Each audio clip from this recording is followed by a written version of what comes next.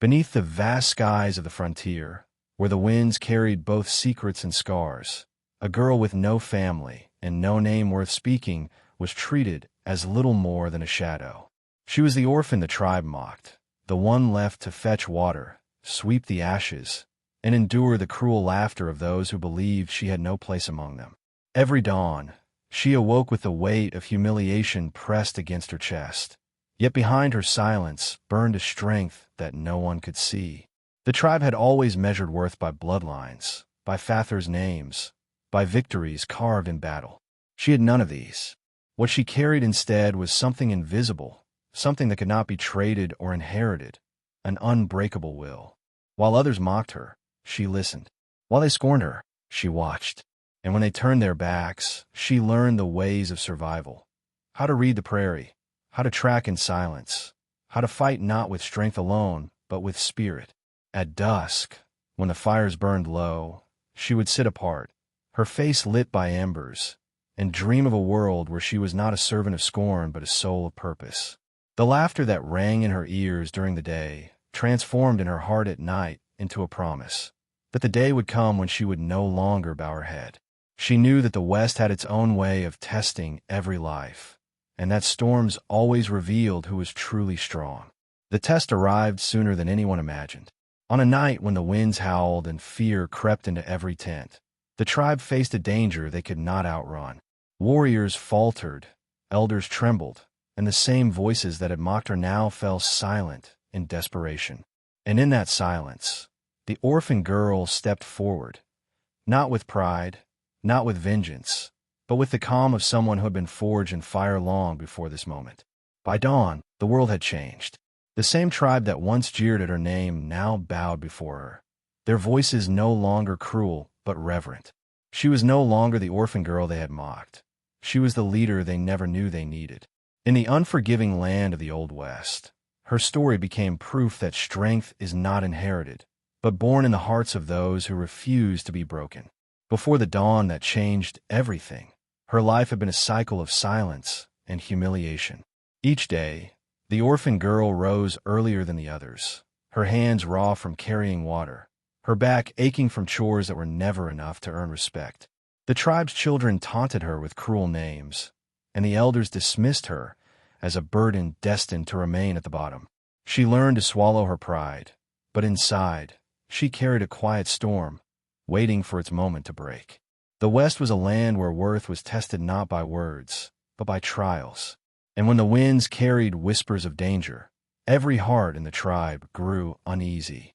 Riders had been spotted near the horizon, raiders known for sparing none, leaving behind only ashes and silence.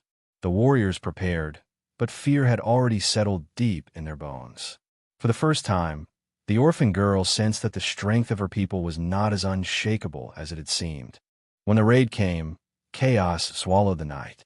The tribe scattered, warriors clashing and elders crying out, but the order they relied on dissolved into confusion. It was then that she stepped into the fire-lit madness, her voice cutting through the screams like a blade. She shouted commands with clarity, her eyes sharp, her presence steady. Though mocked all her life, in that moment she carried authority no one could deny. She guided the children to safety, organized the women to guard supplies, and even directed warriors twice her size to hold the defensive line. Her hands trembled, but her spirit did not. The same instincts she had sharpened in silence, the ones no one thought mattered, now saved lives. In a night of terror, she became the one voice that refused to break.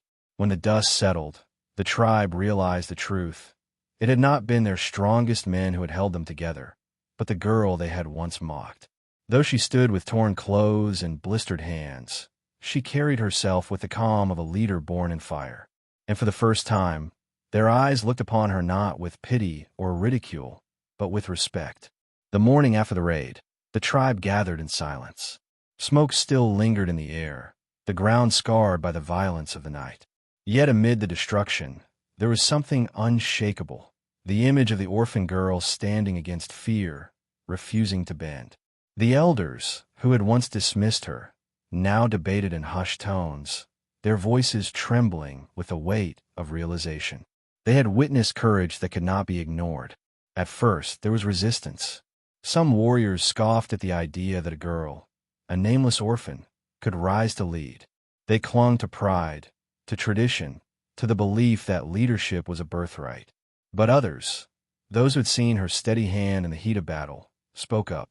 They told of how she had directed them when their minds were clouded with panic, how she had saved the children while others faltered. Slowly, the arguments crumbled under the weight of undeniable truth. The people began to whisper, not in mockery this time, but in awe. Around the fires, her name was spoken with reverence. Mothers told their children of her bravery, and fathers admitted that she had done what they could not. She was no longer invisible. Her presence filled the camp like the rising sun. For the first time in her life, the orphan girl walked through the tribe with heads bowing in her direction. The elders called her before them at dawn.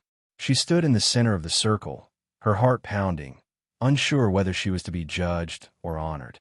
The oldest among them spoke, his voice low but steady, declaring that leadership was not given by birth, but by spirit. And last night, he said, "We saw the spirit of a leader in you." At those words, the tribe erupted, not with laughter, but with cries of agreement. And so, in the same place where she had been mocked and belittled, she was crowned at dawn as their new leader.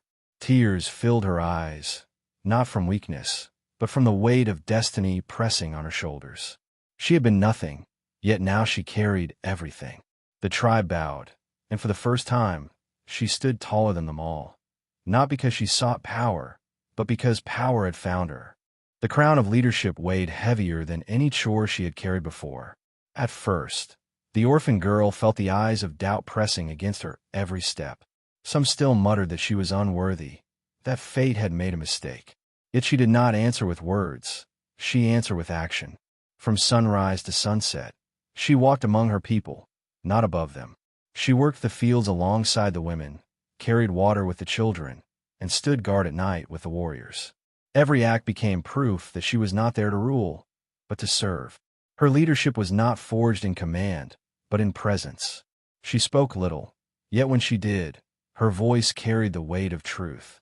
She reminded her people that survival was not about pride but unity, that the strength of the tribe lay not in titles, but in every pair of hands willing to fight, to work, and to sacrifice. Slowly, the doubts began to fade, replaced by trust.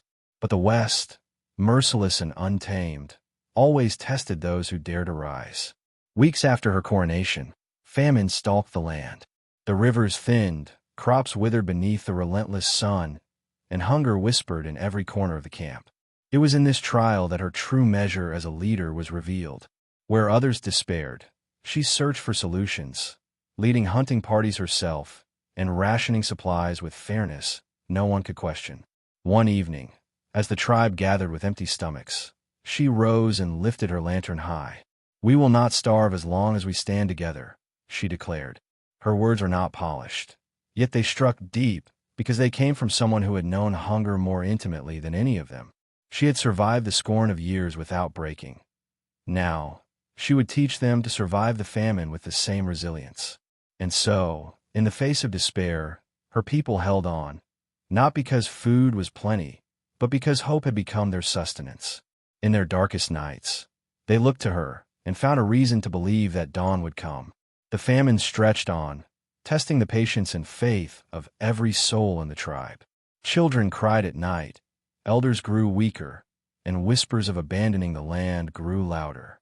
Yet she refused to surrender. Day after day, she led them farther into the plains, tracking game, with eyes sharpened by years of survival at the margins. She returned with rabbits, deer, sometimes only scraps, but each time she came back, her people saw in her not just food, but proof that she would never stop fighting for them. Her strength inspired others to rise. Warriors who had once mocked her now followed her tracks with reverence, learning from her skill. Women who had pitied her as a child now stood beside her, proud to call her one of their own. Even the elders, who had doubted that leadership could rest in hands so young, began to lean on her decisions as though they had been carved by wisdom older than their years. But her trials were not only against hunger.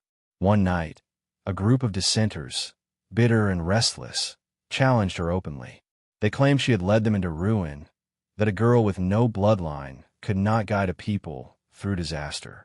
The camp fell silent as the men's voices rose, demanding her removal. Yet she did not falter. With steady eyes, she recounted every moment of their survival. The raid she had guided them through, the lives saved by her hands, the hunt she had led when others would have starved. Her words cut through the rebellion like steel. "If I was nothing," she said, "you would not be standing here to challenge me. If my blood is unworthy, then let my actions speak. Tell me, what have your bloodlines done to keep you alive?" Silence fell, and not a man dared to answer. For in their hearts, they knew she was right. That night, the tribe reaffirmed her as their leader, not out of tradition, but out of truth. From that moment, her authority was no longer questioned. She had not just survived their doubt, she had burned it to ashes. And in those ashes, the tribe found something greater than pride. They found unity. The famine eventually loosened its grip, but the West never allowed peace to linger for long. Rumors soon reached the camp of a hostile band moving across the plains, raiders known for leaving nothing behind but ashes and silence. Fear crept through the tribe once more, for they had barely survived hunger, and now steel and fire threatened them again. The people looked to their young leader, their eyes searching not for words of comfort, but for the strength they knew she carried. Unlike leaders of the past who barked orders from safety, she prepared to stand on the front line. She gathered her warriors beneath the shadow of the canyon and spoke with quiet resolve. "We will not wait for death to find us. We will meet it with our heads high, our hands steady, and our hearts bound together." Her voice did not tremble. To those who listened, it was as if the prairie itself had spoken. When the raiders finally came, they expected chaos, easy conquest, and terrified victims. Instead, they found an army united behind a girl they had once scorned. The tribe fought not with desperation, but with a fire kindled by her courage. Arrows darkened the sky, rifles cracked through the dust, and the warriors held the line as though their leader's strength ran through their veins. Through the night, the battle raged. At its height, when the line threatened to break, she lifted her lantern high, the flame cutting through smoke and blood. To her people, that light was not just fire, it was defiance. It told them that even if they fell, they would not bow.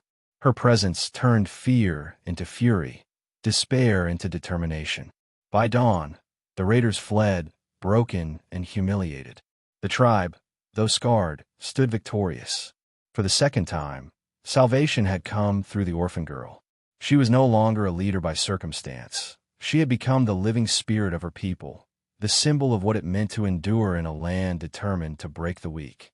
In the days after the battle, the camp was alive with both mourning and pride.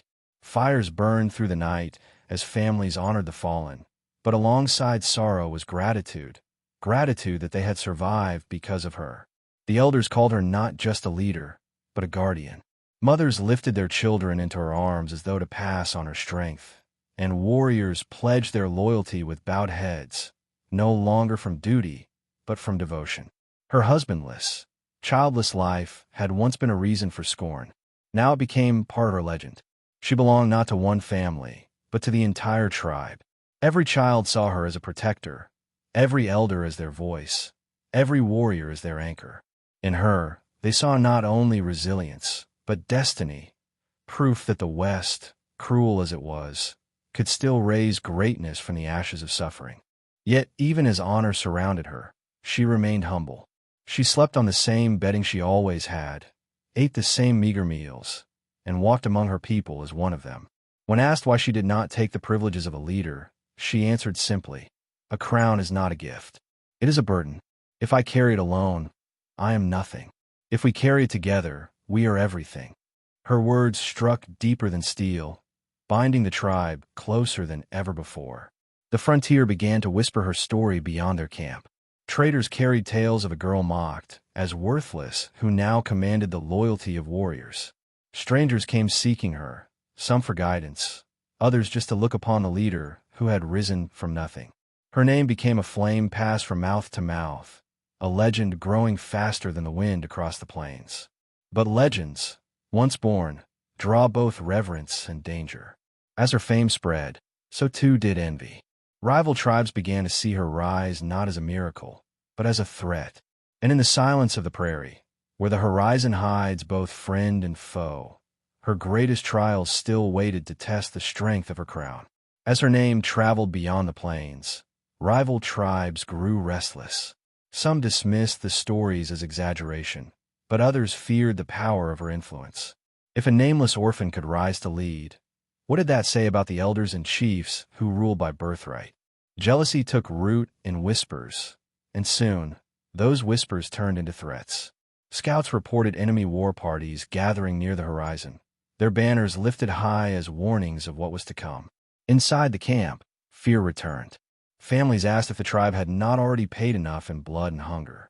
Some suggested fleeing, abandoning the land that had been watered with their sweat and tears. Yet she refused.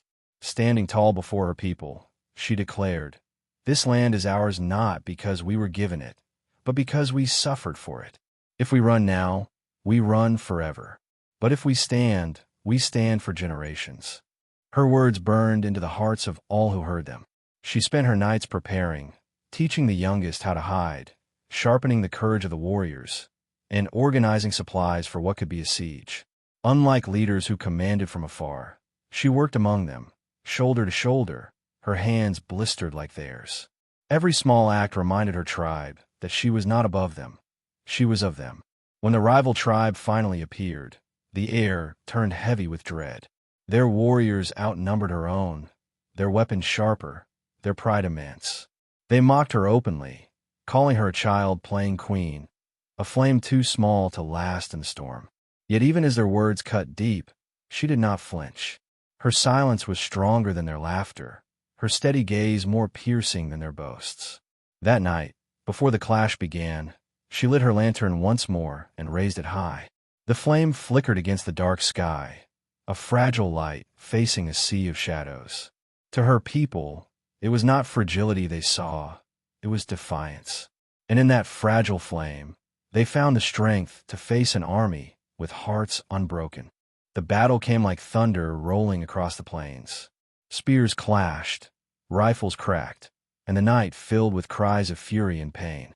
Her warriors, though fewer in number, fought with the strength of those who believed in something greater than themselves. They were not defending just land or cattle. They were defending the honor of their leader, the orphan girl who had once been mocked but had never broken. In the chaos, she did not stay hidden. She moved across the battlefield with her lantern, its glow a beacon in the smoke. Wherever her people faltered, she appeared, steadying their resolve with nothing more than her presence. To enemies, she looked like madness, a girl walking unarmed in the heart of battle. To her tribe, she was something far greater, the living proof that courage could outshine fear.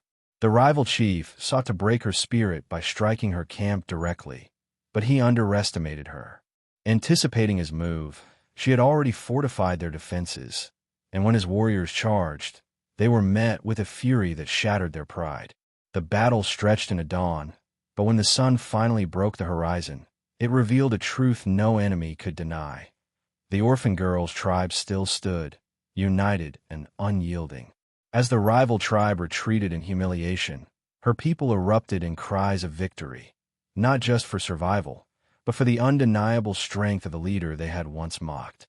They saw in her not only a protector, but a force that transformed weakness into power, doubt into unity, and despair into hope. And though her hands trembled when the lantern finally dimmed, she did not let her people see. She smiled instead, carrying herself with the calm of one who knew that every trial had only carved her deeper into legend. The girl once mocked had become a leader whose name would be carried in stories long after the dust of that battlefield had settled. In the weeks that followed the victory, her story spread like wildfire across the frontier. Traders carried tales of the orphan girl who had turned humiliation into triumph, who had stood against an army with nothing but a lantern and a will stronger than steel. Saloons repeated her name with awe, and mothers whispered her story to children by firelight. She was no longer just a leader of her tribe. She was becoming a legend of the West itself. Yet even legends carry burdens. With fame came greater responsibility, and her people now leaned on her for every decision. Each dispute, each choice about land or survival. Every whisper of danger beyond the horizon fell on her shoulders. There were nights when she sat alone, staring into the flame of her lantern, wondering if she could bear the weight of so many lives.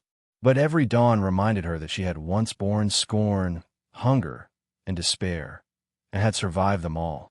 The tribe flourished under her guidance. Fields grew fertile again, children laughed freely, and alliances were forged with neighbors who once looked upon them with suspicion. The girl who had been mocked as worthless had now given her people something priceless: dignity. Even the elders, once her greatest critics, bowed their heads when she passed, acknowledging that destiny had chosen more wisely than tradition ever could. But the prairie was never still, and challenges never ceased. Outlaws, drawn by her fame, sought to break the legend for their own glory. One such band struck under the cover of darkness, hoping to shatter her people's trust. They captured supplies and threatened the camp, believing that her courage was only a story told by desperate men. But they were wrong. When dawn came, she rode out alone to face them. The sight of a single woman with a lantern in her hand was almost laughable to her enemies. Yet when her people followed behind her, one by one, until the valley filled with warriors who would die at her side, the outlaws realized the truth. Her strength was not in her lantern or her voice, but in the unshakable loyalty she had earned. The outlaws were driven back, humiliated like those before them, but that battle marked the moment her legend crossed from story into myth. From that day forward, strangers arrived not just to trade, but to learn. They came seeking wisdom, asking her how a girl with no bloodline, no wealth, and no family had risen to command such devotion. She always gave the same answer: I did not rise alone. My people lifted me, and I lifted them. Her humility only deepened her power. She refused to call herself queen or chief, yet her people crowned her in their hearts every day. They named her the Lantern Bearer, the flame that would never die. Some swore her lantern glowed brighter than any fire. Others believed it was blessed by the spirits of those who had once mocked her. Whether myth or truth, the flame became eternal in their eyes. As years passed, her tribe grew stronger, her influence spreading across the plains. Where once she had been an orphan girl mocked in silence, she now stood as proof that destiny is not bound by birth, but forged by courage. Her life carried a message sharper than any blade, that the West, though cruel, could not extinguish the fire of a soul determined to endure. In her final seasons, when her hair turned silver and her steps slowed, she still lit her lantern each night. Children gathered around her to hear the story of how she rose from nothing, and warriors bowed their heads when she spoke, for her words carried the weight of a lifetime of survival and triumph. She left this world not with riches, but with something far greater, a legacy carved into the very spirit of her people. And so the tale lived on. The orphan girl who had been mocked by her tribe, yet at dawn was crowned their leader. In a land where legends are born of blood and fire, hers was born of endurance, humility, and an unshakable flame. A story that reminded the Old West, and still reminds us now, that greatness can rise from the most unlikely places, and that even the smallest light can guide a people through the darkest night. In the unforgiving land of the Old West, where power was often taken by blood and fear, her story stands as a reminder that true leadership is not inherited, it is earned. She began as nothing, a nameless orphan mocked and cast aside, yet she rose not by vengeance, but by courage, resilience, and an unshakable belief that even the smallest flame could light the way for many.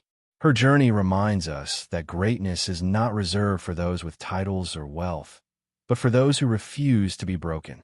Her lantern became more than a tool against the night.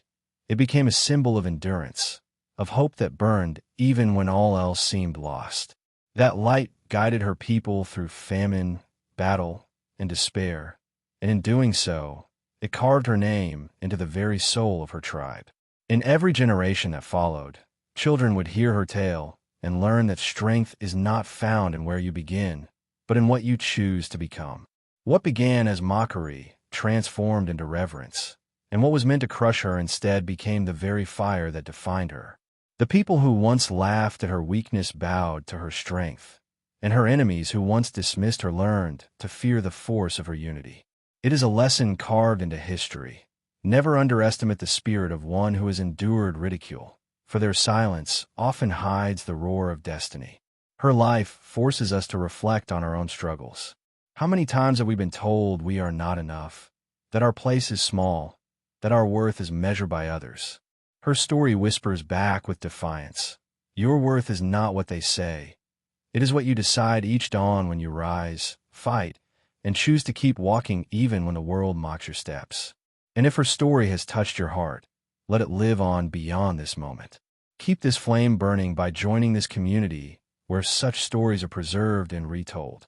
Subscribe to the channel, share your thoughts in the comments, and let others hear your voice.